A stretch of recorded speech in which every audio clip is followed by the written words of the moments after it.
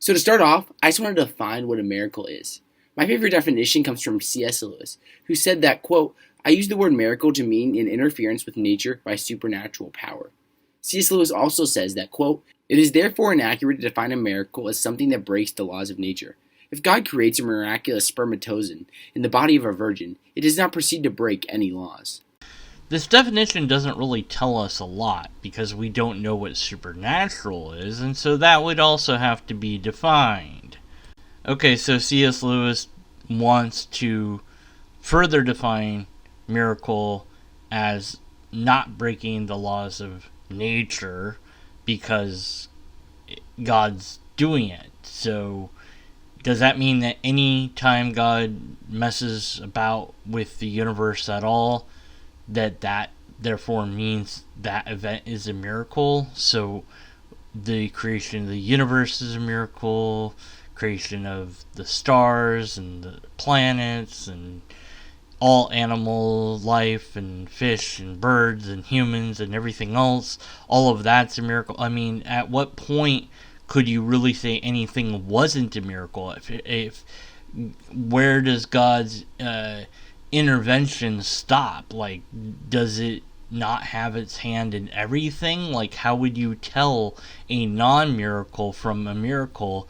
Because as far as you know, the supernatural could always be interfering with the natural order. So how would you ever identify that it's a miracle if everything is a miracle? Or if only certain things are miracles, how do you know? Because you would need to know that it is God or some other supernatural thing that is mucking about with nature.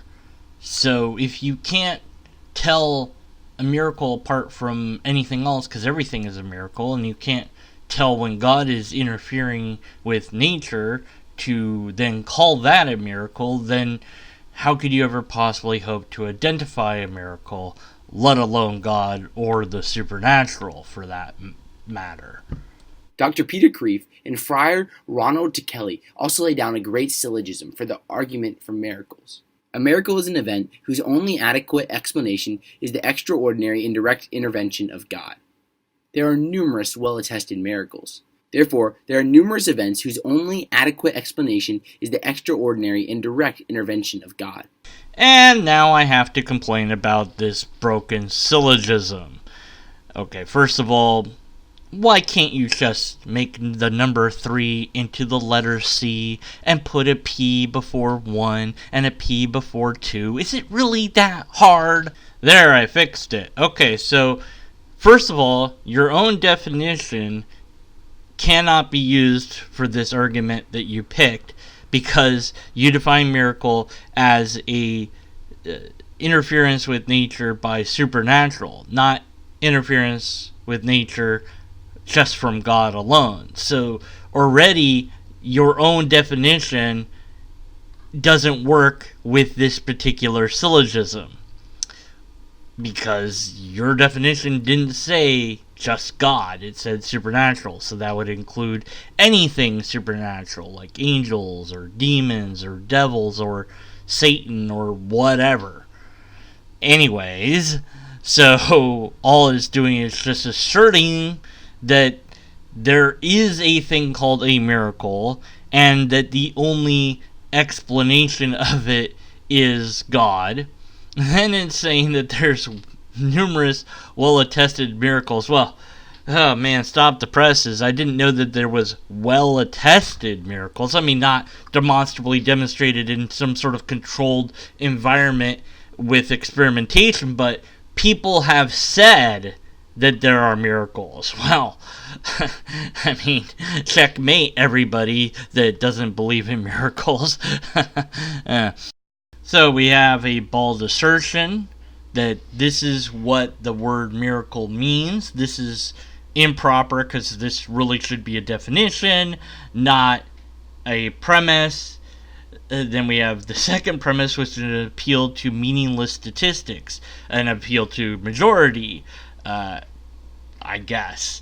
There's a unlisted number of people that have all apparently said that they saw a thing that can only be explained by God doing that thing, since that's what miracle means, and therefore there must be a lot of events that the only explanation for those events is God doing it. So every single bit of this pre-assumes the conclusion. Direct your vision of God, so all we need is to say miracle equals God did it. There's some number of people that claim to have seen God do it. Therefore, there must be a lot of events where God did it. It still doesn't work, even rephrasing it that way, because you don't have A leading to B leading to C. It is completely and utterly incoherent, undefined, sloppy language, bad formatting, bald assertions, just nothing here to even work with as far as any proper premise or any proper anything. Just this. I hate this. Get it off my screen. Therefore, God exists. Oh, so you're going to throw in a compositional fallacy on top of everything else. First, if Jesus was raised from the dead because of an action by a supernatural power, that would prove that there is, in fact, a supernatural power. Great. Now all you need to do is provide some sort of methodology that we can identify that the supernatural is even a thing in the first place. Now, you've already muddled these words so much that supernatural equals miracle, and then using the broken argument, miracle equals God. So if you simply say that Jesus coming back from the dead is a miracle, then you're already asserting that God exists anyways. And if you say it's supernatural, you're basically just doing the same thing anyways. So it doesn't really matter what words you want to throw at it. What matters is what methodology are we going to utilize to discover if any given event is in fact a supernatural event, is it an event that is being manipulated by God. You also decided to use C.S. Lewis's expansion of the word miracle, where C.S. Lewis says that it doesn't violate nature. So then it would be testable in some way, shape, or form. And if it's not testable, then it's unidentifiable. Then you could never say that anything was a miracle or supernatural or from God in the first place, unless there's some methodology to demonstrate when a thing is in fact being manipulated by God. So what is your methodology to do that? Present that, explain how it works so we can formulate some test and conduct that test. And if this power has the ability to raise someone from the dead, it's clear that we are dealing with a power much higher than us or anything that is a part of the universe. That doesn't follow even a little bit. And calling it power is weird in the first place, because that doesn't really mean anything. We're intelligent creatures, and we utilize different knowledge that we've gained from other people that have studied different phenomenon. This is the endeavor of science. So by standing on the shoulders of giants, you can make the next leap forward. So nanotechnology is who knows how many years away. It's kind of there. We've already invented living robots. They've messed around with the measles to reprogram that, and messed around and reprogrammed AIDS so that it's not dangerous and instead does something else. So there's absolute medical technology that we have, and of course stem cells and all of these things, CRISPR.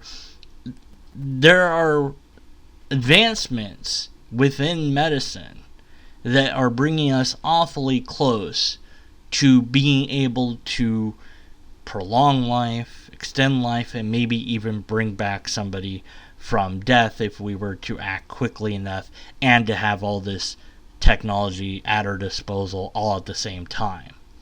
And also to not have an ethic board say no to us tinkering around and trying to do it. And maybe we're not there today, but maybe somebody comes along with enough money and enough intelligence to make that next step and get it going. That's a human here on Earth. I guess you could say the money equals power or something like that if you really are married to the word power, but it wouldn't even have to be that. It could be a bunch of people that say, look, let's get together, let's make this happen. Let's bring back somebody that has died. Let's figure out how to do that. And, they get the medical technology going and they pursue that, and before you know it, they have it. Then what? Why does that have to be outside of the universe? This is just all assumptions that you're making based on absolutely nothing. It could be something inside our universe besides humans. It could be technology from an advanced species, from some other planet or what have you. Although that's a bit out there because they'd also have to have warp technology, and I don't know why they'd be bothering visiting Earth. Or maybe they'd have wormholes or whatever. Or maybe there's somebody from the future, or any other nonsense you want to throw in there as a possibility. And nothing that would be beyond our universe, if even that's a thing that anything can be in the first place. It's simply you're asserting this as having to be the case because your God apparently lives outside of the universe. Second, if Jesus was raised from the dead because of the actions of a supernatural power, it puts a lot of credibility to his teachings. Not even a little. Again, we're assuming supernatural, but then all bets are off because it could be a agent that is an agent of chaos that's just doing things because it can. I'm going to bring that guy back to life. Let's see what the humans do now. Isn't that funny? They formed a religion about it. Yay, let's see what else I can mess with. I'm going to make that horse over there fly and see what those humans do with it. Hey, they made another religion. How about that? I'm going to hide some golden tablets in a cave. Let's see what happens there. And then they formed another religion about it. Yeah, isn't this great? It could be a trickster deity. You have no idea. Or it could be aliens that just, again, did it to see if they could do it. And it just happened to align that it was that person, and their teachings are completely irrelevant to the issue. It could be that Jesus simply had some sort of weird mutation that allows him to heal better and faster than other humans, because basically he's kind of like a Wolverine or something, but more realistic, and it just happened that he wasn't killed quite dead enough that his body was able to repair itself, and maybe not, he was able to walk around for a while to talk about stuff, but then realized that he was dying, so he walked away, and they just thought he went back to heaven, but really he dropped dead somewhere else. There's multiple plausible and possible explanations, both sane and insane, if we're going to allow magic to be at play here. Time travelers came back just for the heck of it. Nothing guarantees that the teachings of the person are verified by them being brought back miraculously. This is because if Jesus, a man who claimed equality with God, was raised from the dead by a supernatural power, God, then if anyone has the stamp of approval from God, it would have to be him. Again, assuming that there's a thing, God, you have no way to know that God cares one way or the other. It could be a trickster God. It could be a God doing things arbitrarily just to see what we do, just to see how we react. It could be a evil God who is influencing people to believe in the wrong religion because the real God has some other religion that it wants people to follow, and for whatever reason the actual God is allowing the evil God to mess about just as much as it's messing about with humanity, because maybe the two are of equal power or something, and so the real God with the real religion is over there, and meanwhile that real religion has been corrupted by humans because that real God that's the good God is letting corruption happen because of free will, and then the evil God's not really following the rules because it's evil and it's doing whatever the bleep it wants, or any other nonsense that you want to throw at this. Nothing at all is guaranteed when you insert magic into the equation, which is really what you're talking about when you're talking about God. You're talking about a genie, you're talking about a being of power and abilities, and you know, there's no guarantee at all that it's saying, yes, by bringing this person back to life, I'm saying that what they said was true. There's absolutely no guarantee at all that that's what's going on. You'd have to know God's mind. You'd have to be able to read God's mind. And it doesn't help, oh, but Jesus said God was this, that, and the other. Yeah, well, but if God doesn't care and he's just going to let's see what happens, you know, because it's messing around, you don't know. You can't know. This doesn't follow. God wouldn't raise someone from the dead who was promoting false teachings. Why not? How do you know that? How do you know any of this? How are you able to make such bald assertions? You're assuming that your God is the actual God, and that version of God cannot lie because it said it couldn't. So of course it can't lie, you know. And you're assuming that that's the case, that it always is honest, but you have no way to know that at all, not even a little. So it's just one bald assertion after another, pre-assuming the conclusion that you've already decided is correct. That's all you're doing here.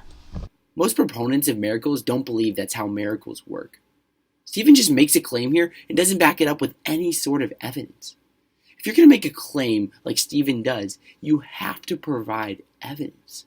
And yet you've provided us absolutely no evidence whatsoever that miracles exist, supernatural exists, God exists, etc. You've given us zero evidence. Arguments are not evidence. Give us the evidence. But I doubt that we will be given any evidence at all. Certainly, I don't think we will be provided with empirical evidence, nor do I think that he will provide us with some sort of methodology that we could then produce a repeatable test on. And certainly, he didn't give us a valid and sound argument, and so because of all that, we must be skeptical of his conclusions.